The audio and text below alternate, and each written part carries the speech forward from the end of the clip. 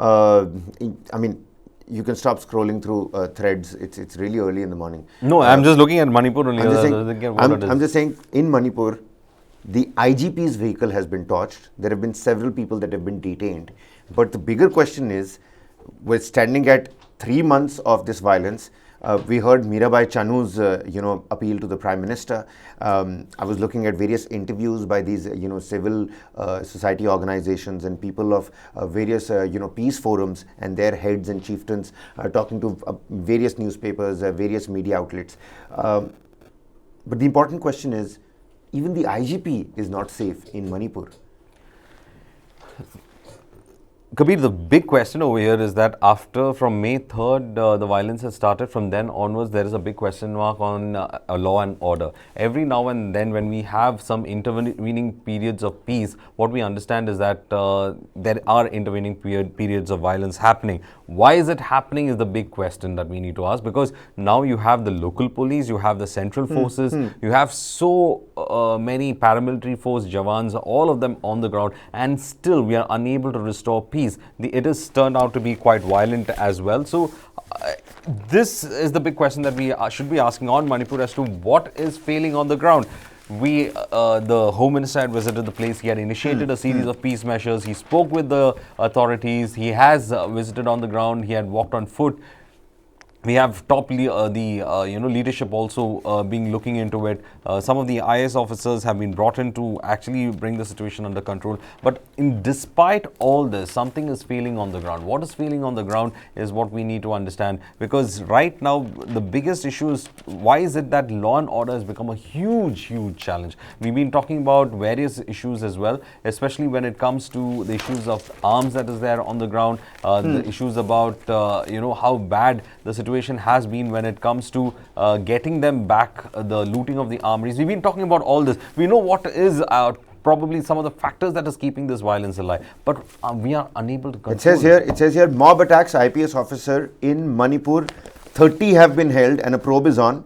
An Indian police service officer was attacked, and one of the vehicles in his convoy was torched by a mob in Imphal West district in Manipur. I was reading on social media that they've started calling Imphal the Valley of Death.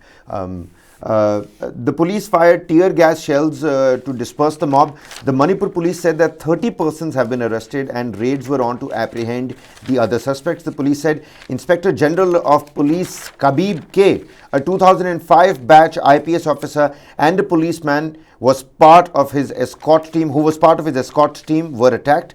The police said in a tweet that it condemns the dastardly attack against Kabib K, IPS IGP Z2 and his escort personnel yesterday at Kwakeithel in Imphal West. It's a small photograph, but I'll show you that photograph as well.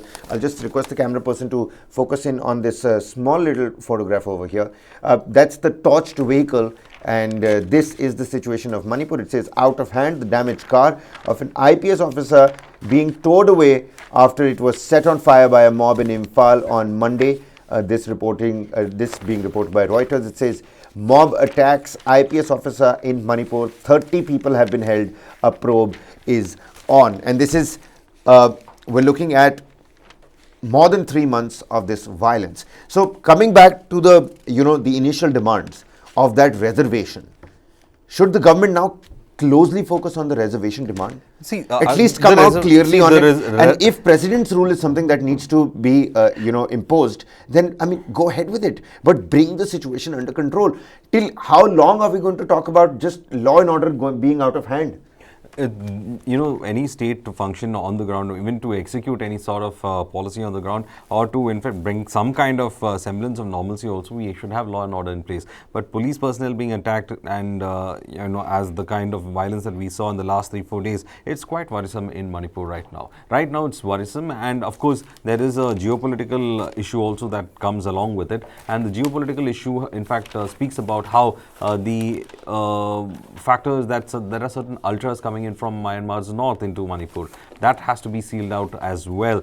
But this attack, in fact, again shows that it is kind of a situation where the forces are now becoming targeted. It's not the first time. We have heard about how certain a BSF Jawan was also targeted earlier. Right. In the initial Not just one army personnel, several cases. Several cases had been in fact reported on that as well. There's another excerpt here in the Indian Express. It says, disturbing Naga woman's killing puts tense Manipur on the edge. I'm going to read a small little paragraph for your perusal and for the viewers as well. The killing of a 57-year-old Naga woman that we already spoke about. Many were saying that she was mentally ill. Her face was disfigured. It was burnt.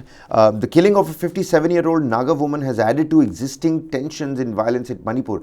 While a Meitei group rejected allegations that it had anything to do with the killing and put out a statement condemning it, the incident has elicited anger and wariness from the Nagas.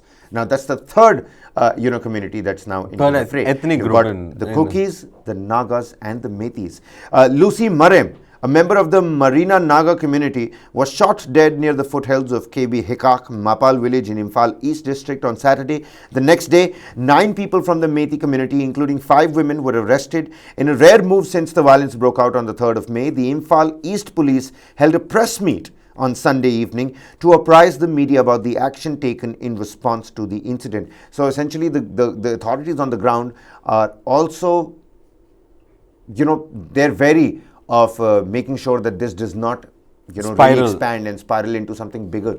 I've been telling you yesterday, the death of the Naga woman was something concerning because you have a huge presence of Nagas also in Manipur, and that could become another factor that needs to be looked at. But it looks like the authorities have taken some kind of action immediately on the ground, and they have ensured that the actual good communication that has to be done on the ground, especially when it says that such acts of violence will be looked into and the perpetrators will be booked. Well, that message has been put across, which I think, to their credit, we must give them the fact that they did act swiftly on that case.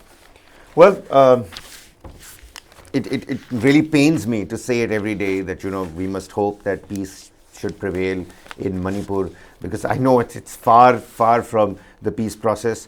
I just want the government, the central government, and the government and the ruling dispensation in Imphal to be taking the right kind of steps, keeping everybody in their mind. I know there are a lot of socio-economic fault lines at play here, and it's easier said than done for us to be sitting here in the studio and talking about it. We only know about the sociological and the kind of reports that are coming in, but the fact remains that on the ground it is going to be a Herculean task, whether it is going to be for the government representatives, for the local administration, for the government of the day in Manipur. It is going to be a Herculean task to actually bring some semblance of normalcy in this.